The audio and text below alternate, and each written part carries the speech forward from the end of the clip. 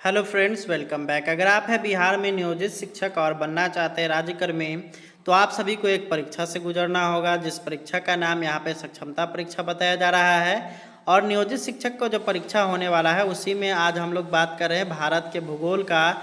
और यह set 1 video है और इस वीडियो में हम लोग कुल 25 प्रश्नों का उत्तर पर चर्चा करने वाले हैं। और ये सारे प्रश्न आप सभी के लिए काफ़ी महत्वपूर्ण हैं और ये सभी प्रश्न आप लोग के एग्जामिनेशन में आने वाले हैं। तो आप लोग इस वीडियो को लास्ट तक देखिए और इस वीडियो को ज़्यादा से ज़्यादा अपने टीचर्स ग्रुप में डालिए ताकि अन्य लोगों को भी इसके विषय में जानकारी मिल सके।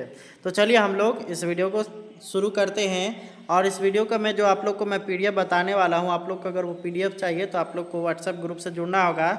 लिंक आपको डिस्क्रिप्शन बॉक्स में मिल जाएगा, वहाँ पे आप लोग जुड़ सकते हैं। तो चलिए शुरू कर लेते हैं वीडियो। उससे पहले आप लोग के लिए यहाँ पे सूचना है कि आप सभी थोड़ा सा यहाँ पे आज पेशेंस रखेंगे, क्योंकि बगल में काम हो रहा है जिस कारण से यहाँ पे खटपट की आवाज़ हो सकती है। आइए हम लोग क्वेश्चन नंबर 1 से चर्चा शुरू कर लेते हैं। पहला क्वेश्चन हम लोग देख रहे हैं, अति महत्वपूर्ण क्वेश्चन है। काकोरम राजमार्ग निम्न में से किन दो देशों को जोड़ता है? ऑप्शन नंबर ए है Bharat Nepal, option number B Bharat चीन, option number C Bharat Afghanistan और option number D Bharat Pakistan और चीन। तो यहाँ पे आप लोग देख सकते हैं काकोरम राजमार्ग जो है वो यहाँ पे जोड़ने का काम करता है पाकिस्तान और चीन को। अगला हम लोग देखेंगे, निम्नलिखित में से कौन सा शहर अर्जेंटीना की राजधानी है? ऑप्शन नंबर ए है Porto Novo, option number B है ब्रुसेल्स, ऑप्शन नंबर सी है ब्यूनस आयर्स और ऑप्शन नंबर डी है ब्रासीलिया। तो इसका जो बिल्कुल सही आंसर हो जाएगा वो होगा आपका option number C, Buenos Aires. चलिए आगे हम लोग बढ़ते हैं। अगला यहाँ पर है, संयुक्त राज्य अमेरिका तथा कनाडा की सीमा निम्नलिखित में से किन लाइनों से निर्धारित होती है? ऑप्शन नंबर ए है 38वीं समानांतर, ऑप्शन नंबर बी है 17वीं समानांतर, ऑप्शन नंबर सी है 49वीं समानांतर और ऑप्शन नंबर डी है 54वीं समानांतर। तो इसका जो सही आंसर हो जाएगा 3 का, वो होगा आपका ऑप्शन नंबर सी 49वीं समानांतर इसका बिल्कुल सही आंसर है। आइए हम लोग चौथा नंबर सवाल की ओर हम लोग आते हैं। निम्न में से कौन सा देश लैंड ऑफ थंडरबोल्ट के नाम से जाना जाता है? ऑप्शन नंबर ए है नेपाल, ऑप्शन नंबर बी है भूटान, ऑप्शन नंबर सी है लद्दाख और ऑप्शन नंबर डी है न्यूजीलैंड। तो इसका जो सही आंसर हो जाएगा वो होगा आपका ऑप्शन नंबर बी, भूटान को लैंड ऑफ थंडरबोल्ट के भी नाम से जाना जाता है। अगला यहाँ पर है, निम्न में से विश्व का सबसे छोटा राज्य यानी कि देश कौन सा है? ऑप्शन नंबर ए है वियतनाम, ऑप्शन नंबर बी है फिजी, ऑप्शन नंबर सी है वेटिकन सिटी और ऑप्शन नंबर डी है यूरुग्वे। तो इसका जो बिल्कुल सही आंसर हो जाएगा 5 का, वो होगा आपका ऑप्शन नंबर सी यानी कि वेटिकन सिटी जो हो जाएगा इसका बिल्कुल सही आंसर है। छठा सवाल हम लोग देखेंगे, तो ब्राज़ील की अर्थव्यवस्था मुख्यतः निम्नलिखित में से किसके उत्पादन पर निर्भर करती है? ऑप्शन नंबर ए चाय, option number B coffee, option number C तंबाकू और ऑप्शन नंबर डी नारियल। तो इसका जो बिल्कुल सही आंसर हो जाएगा वो होगा आपका ऑप्शन नंबर बी यानी कि कॉफ़ी के उत्पादन पर जो है इसकी अर्थव्यवस्था काफ़ी अधिक निर्भर करता है। 7वां नंबर हम लोग देखेंगे, तो निम्नलिखित में से कौन सी गर्म जलधारा है? ऑप्शन नंबर ए है हम्बोल्ट जलधारा, ऑप्शन नंबर बी है कैलिफोर्निया जलधारा, ऑप्शन नंबर सी है क्यूरोसिबो जलधारा और ऑप्शन नंबर डी है उपरोक्त में से कोई नहीं। तो इसका जो बिल्कुल सही आंसर हो जाएगा वो होगा आपका ऑप्शन नंबर सी, क्यूरोसिबो जलधारा जो हो जाएगा इसका बिल्कुल सही आंसर है। अगला है, एलिफेंट दर्रा किस देश में है? तो एलिफेंट दर्रा आपका ऑप्शन नंबर ए हो जाएगा भारत, ऑप्शन नंबर बी होगा Nepal, option number C Bhutan और ऑप्शन नंबर डी है श्रीलंका।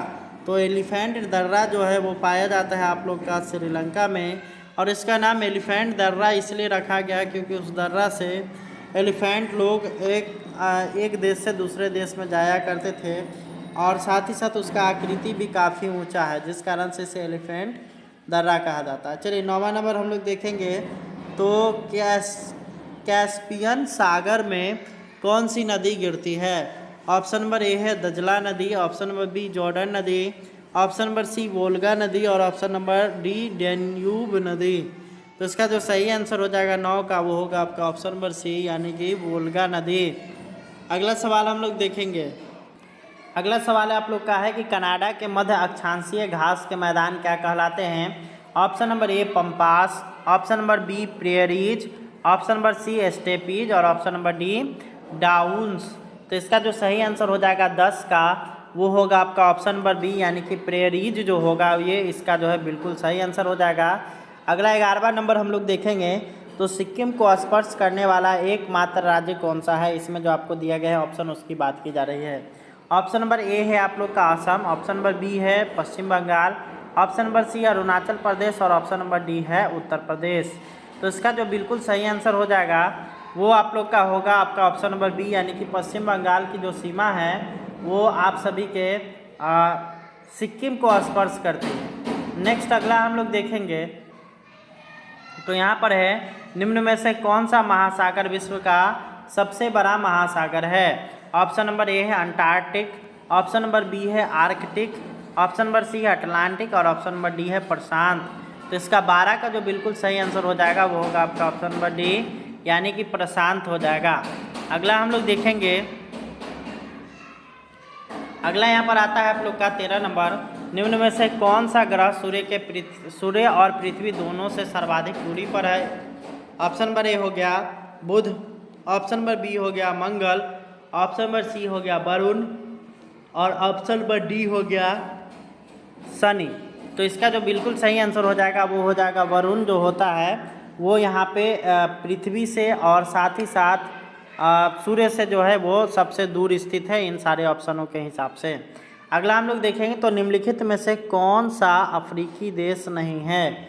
ऑप्शन नंबर ए है चाड, ऑप्शन नंबर बी है अंगोला, ऑप्शन नंबर सी है बोत्सवाना और ऑप्शन नंबर डी है निकारागुआ। तो इसका 14 का जो सही आंसर हो जाएगा वो होगा आपका ऑप्शन नंबर डी, निकारागुआ जो है वो अफ्रीका में नहीं है। आगे हम लोग बढ़ेंगे तो यहाँ पर है 2 स्थानों के देशांतर में 1 डिग्री का अंतर होने पर उनके समय में कितना अंतर हो जाएगा। ऑप्शन नंबर ए है 15 मिनट, ऑप्शन नंबर बी है 8 मिनट और ऑप्शन नंबर सी है 4 मिनट और ऑप्शन नंबर डी है इनमें से कोई नहीं। तो इसका जो बिल्कुल सही आंसर हो जाएगा ऑप्शन नंबर सी 4 मिनट यहाँ पे इसका बिल्कुल सही आंसर होगा। अगला हम लोग देखेंगे। तो यहाँ पर आप लोग का आ गया 16वां नंबर। चंद्रमा पृथ्वी का चक्कर कितने समय में पूरा करती है। तो चंद्रमा जो है वो पृथ्वी का चक्कर जो पूरा करती है वो आप सभी का बिल्कुल सही हो जाएगा ऑप्शन नंबर ए 23 घंटा 23.1/3 दिन में, यानी कि 23 घंटा और यहाँ पे 23.1/3 दिन ही रहने दे। चलिए आगे हम लोग देखेंगे। तो यूट किस प्रजाति का घर है। ऑप्शन नंबर ए है एस्कीमो, ऑप्शन नंबर बी है पिग्गी, ऑप्शन नंबर सी है बुशमैन और ऑप्शन नंबर डी है खिरगिज। तो इसका जो सही आंसर हो जाएगा वो होगा आपका ऑप्शन नंबर डी, यानी कि खिरगिज। अगला हम लोग देखेंगे। तो निम्नलिखित में से कौन सी सामुद्रिक नहर उत्तरी सागर और बाल्टिक सागर को जोड़ती है। ऑप्शन नंबर ए है स्वेज, ऑप्शन नंबर बी है कील, ऑप्शन नंबर सी है सू और ऑप्शन नंबर डी है मॉन्चेस्टर। तो इसका बिल्कुल सही आंसर हो जाएगा 18 का, वो होगा आपका ऑप्शन नंबर बी, यानी कि कील नदी जो है वो यहाँ पे उत्तरी सागर और बाल्टिक सागर को आपस में जोड़ती है। अगला यहाँ पर है क्यूराइल द्वीपों को लेकर विवाद किन किन के मध्य है। ऑप्शन नंबर ए है उत्तरी कोरिया और उत्तरी वियतनाम, ऑप्शन नंबर बी है साइप्रस और टर्की, उसके बाद है चीन और जापान और ऑप्शन नंबर डी है रूस और जापान। तो इसका जो बिल्कुल सही आंसर हो जाएगा वो होगा आपका ऑप्शन नंबर डी, रूस और जापान के बीच इसकी जो है यहाँ पे विवाद चलता रहता है। आइए 20वां नंबर हम लोग सवाल देखेंगे। तो चूना पत्थर की चट्टानें कायांतरित हो जाती है तब बनती है। Option number A graphite, option number B quartz, option number C संगमरमर और ऑप्शन नंबर ग्रेनाइट और ऑप्शन नंबर डी है संगमरमर, जिसको मार्बल भी बोला जाता है। तो 30वां नंबर का आपका बिल्कुल सही आंसर हो जाएगा वो होगा 30 का ए, यानी कि ग्रेफाइट। ठीक है।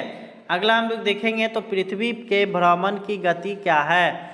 ऑप्शन नंबर ए है 28 किलोमीटर प्रति मिनट, 31 किलोमीटर प्रति मिनट, 25 किलोमीटर प्रति मिनट और 39.5 किलोमीटर प्रति मिनट। तो 21 का जो आपका बिल्कुल सही आंसर हो जाएगा वो होगा आपका ऑप्शन नंबर ए, 28 किलोमीटर प्रति मिनट के हिसाब से पृथ्वी का अपना भ्रमण का काम करते हैं। नेक्स्ट अगला है विश्व की सबसे बड़ी मीठे पानी का झील कौन सा है? ऑप्शन नंबर ए है मिशिगन, ऑप्शन नंबर बी है बैकाल, ऑप्शन नंबर सी है लेक सुपीरियर और ऑप्शन नंबर डी है विक्टोरिया। तो इसका जो बिल्कुल सही आंसर हो जाएगा वो हो जाएगा आपका ऑप्शन नंबर सी यानी कि लेक सुपीरियर इसका बिल्कुल सही आंसर है। अगला हम लोग देखेंगे तो कच्चा टीबू विवाद किन देशों के बीच है? ऑप्शन नंबर ए है भारत और बांग्लादेश, ऑप्शन नंबर बी है भारत और पाकिस्तान, ऑप्शन नंबर सी है भारत और श्रीलंका और ऑप्शन नंबर डी है भारत और म्यांमार। तो इसका जो बिल्कुल सही आंसर हो जाएगा 23 का आपका ऑप्शन नंबर सी हो जाएगा। भारत और श्रीलंका के बीच कच्चा टीबू विवाद चल रहा है। अगला 24वां नंबर हम लोग देखेंगे तो खमेर रूज किस देश से संबंधित है? ऑप्शन नंबर ए चीन, option number B Myanmar, option number C Cambodia और ऑप्शन नंबर डी थाईलैंड। तो इसका जो बिल्कुल सही आंसर हो जाएगा वो होगा आपका ऑप्शन नंबर सी यानी कि कंबोडिया में यह काफ़ी अधिक प्रचलित है। 25वां नंबर हम लोग सवाल देख रहे हैं वो है निम्न में से किस देश में नहर होकर कर्क रेखा देखी जा सकती है? ऑप्शन नंबर ए है कर्क रेखा नहीं गुजरती है, तो ऑप्शन नंबर ए है भारत, ऑप्शन नंबर बी है बर्मा यानी कि म्यांमार, ऑप्शन नंबर सी है चीन और ऑप्शन नंबर डी है जैरे। तो इसका 25 का जो बिल्कुल सही आंसर हो जाएगा वो आप लोग का होगा ऑप्शन नंबर डी यानी कि जैरे। यहाँ पे इसका बिल्कुल करेक्ट हो जाएगा। इससे पहले मैंने अन्य वीडियोस अपलोड कर रखा है, अगर आप लोगों ने वो वीडियो नहीं देखा तो चैनल पे से जाकर के देख सकते हैं। उम्मीद करते हैं वीडियो पसंद आया होगा। धन्यवाद, थैंक्स फॉर वॉचिंग।